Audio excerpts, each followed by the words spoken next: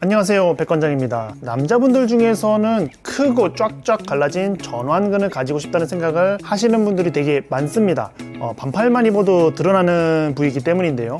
그것 때문에 악력계 사용을 고려하시거나 실제로 하고 계신 분도 계실 건데요. 전완근을 키우고 싶은데 솔직히 따로 하긴 귀찮고 부담스러운 게 사실입니다. 유튜브 보고 열심히 따라해도 생각보다 잘 커지지도 않고요. 저 같은 경우에는요, 전완근 운동을 따로 하진 않았는데요, 이상하게도 팔뚝이 유난히 컸었습니다. 어떻게 했길래 그렇게 됐을까요? 이번 영상에서는 그 비결이 무엇이었는지 말씀드려 보려고 합니다. 이 영상을 보기만 해도요, 시간을 최대한 적게 들이면서 가장 효율적으로 전완근을 키울 수 있는 방법을 알게 될 거라고 확신합니다. 지금 바로 시작하겠습니다. 제가 방금 전에 전완근 운동을 따로 하지 않는다고 말씀드렸었는데요, 그렇다면 어떻게 전완근을 키웠을까요? 아주 간단합니다. 모든 운동을 할 때 리프팅 스트랩을 사용하지 않았어요. 그게 답니다, 솔직히 얘기해서. 데드리프트 할 때 맨손으로 합니다. 턱걸이 맨손으로 합니다. 로우 맨손으로 했어요. 아무리 무거워도 스트랩을 쓰지를 않았어요. 전완근 운동은 아무리 열심히 하더라도요, 기본인 악력이 나오지 않으면요, 팔뚝은 커지지 않는다는 의미인데요, 무거운 무게를 오래 들고 버틸 수 있을수록 팔뚝은 두꺼워질 수밖에 없습니다. 그런데 보통 초보자분들은 반대로 하죠. 리프팅 스트랩이 멋있다는 이유로, 첫 번째. 두 번째는 악력이 딸린다는 이유로 말이죠. 무거우면 손이 풀리는데 그건 어떻게 하냐고요? 자, 손이 풀린다는 거는요, 그 중량 자체가 내가 온전히 들 수 없는 중량이라는 거예요. 인정하시고 손이 풀리지 않는 무게 위주로 해주시면 되는 거죠. 그러다 보면 자연스럽게 악력이 강해지고 자연스럽게 팔뚝이 굵어질 겁니다. 역도 선수나 파워리프팅 선수들을 보면요, 이분들도 팔뚝이 엄청 굵거든요. 근데 보디빌더만큼은 아니긴 해요. 그런데 이제 일반인 수준에서 봤을 때 엄청나게 두껍다는 얘기죠. 역도 선수나 파워리프팅 선수들이 왜 이렇게 전완근이 두꺼워졌을까요? 전완근 운동을 빡세게 해서 그럴까요? 아닐 겁니다. 이 사람들은 전완근이 엄청 크다고 이득을 보는 게 없거든요. 일부러 전완근 크기를 키울 이유가 없다는 겁니다. 그래서 보디빌더만큼 리스트 컬이나 리버스 컬 같은 전완근 운동을 많이 하지 않는 거죠. 그럼에도 불구하고 역도 선수나 파워리프팅 선수들의 팔뚝이 이렇게 큰 이유는요, 정말 필요할 때만 리프팅 스트랩을 사용하기 때문이에요. 즉, 훈련의 대부분은 리프팅 스트랩 없이 한다는 겁니다. 왜냐하면 역도나 파워리프팅은 악력이 굉장히 중요하기 때문이에요. 그래서 초보자분들일수록 리프팅 스트랩을 아예 쓰지 않는 것을 권장드려요. 나중에 고수가 되면요, 운동량을 많이 채우거나 악력을 넘는 중량을 들어 올려야 할 때가 오거든요. 그때만 선택적으로 사용해 주시는 게 좋습니다. 그렇다고 해서 전완근 운동인 손목 운동은 아예 하지 말라는 건 아니에요.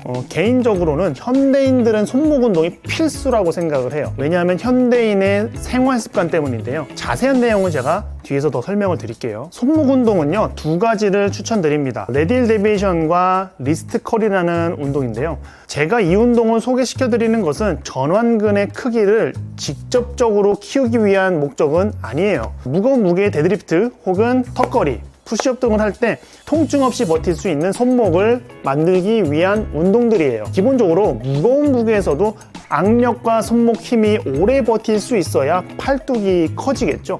그런데 현대인들은 별로 무겁지 않은 무게에서 손목 통증을 느낀다는 게 문제라는 겁니다. 그걸 막기 위한 운동이라고 생각하시면 돼요. 자, 가벼운 무게에서도 손목 통증이 발생한다면 전완근이 커질 만큼의 부하를 주지 못하기 때문이죠. 현대인들은 스마트폰을 엄청 오래 사용합니다. 키보드와 마우스 사용량도 엄청 많죠. 이 세 가지의 공통점이 무엇인지 아시나요? 손목을 뒤로 넘기고 새끼손가락 방향으로 꺾는 모양을 오래 유지한다는 겁니다.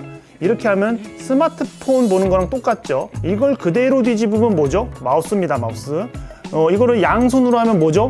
키보드입니다. 그래서 손가락이나 손목에 힘을 조금이라도 강하게 쓰려고 할 때마다 손목 통증이 생기는 사람들은요, 모두 이런 손목 모양을 가지고 있습니다. 만성적으로 그런 모양을 가지고 있어요. 즉, 스마트폰과 컴퓨터를 과도하게 사용해서 손목 근육인 전완근에 불균형이 생긴 거죠. 이걸 개선하지 않는다면요, 전완근 운동을 하더라도 팔뚝이 커지기보다는요, 손목만 더 아파지게 돼요. 먼저 레디얼 데비에이션이라는 운동을 설명드리겠습니다. 아주 가벼운 중량의 덤벨을 사용할 거예요. 저는 한 2-3kg 정도를 사용을 하는데요, 아마 대부분 1kg 정도만 사용해도 충분할 겁니다.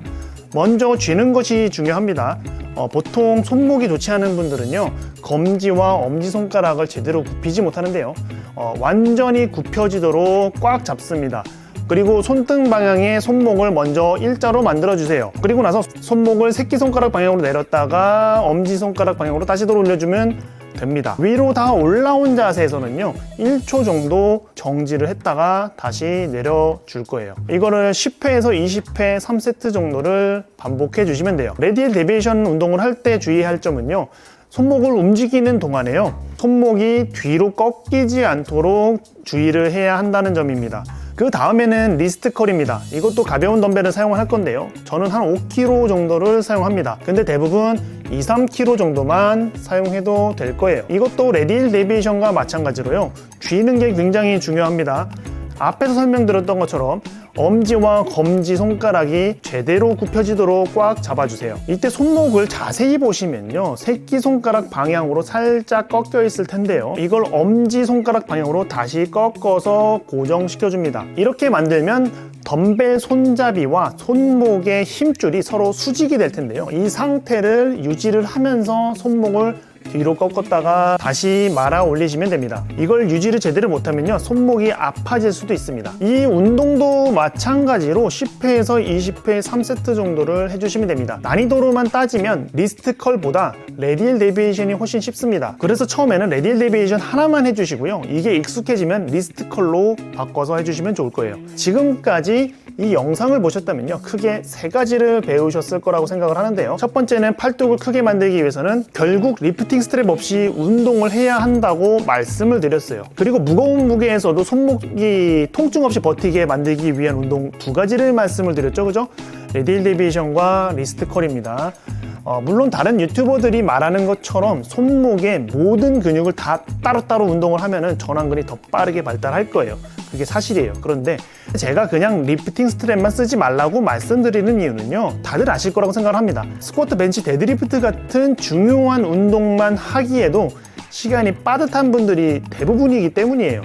처음부터 너무 많은 걸 완벽하게 하려고 하지 마시고요, 기초부터 차근차근 다져보시길 바라겠습니다. 지금까지 이 영상이 도움이 되셨다면요 구독을 눌러주시면 감사하겠습니다. 더 많은 정보를 받아보실 수 있을 거예요. 다음에는 더 좋은 영상으로 찾아오겠습니다. 감사합니다. 백관장이었어요.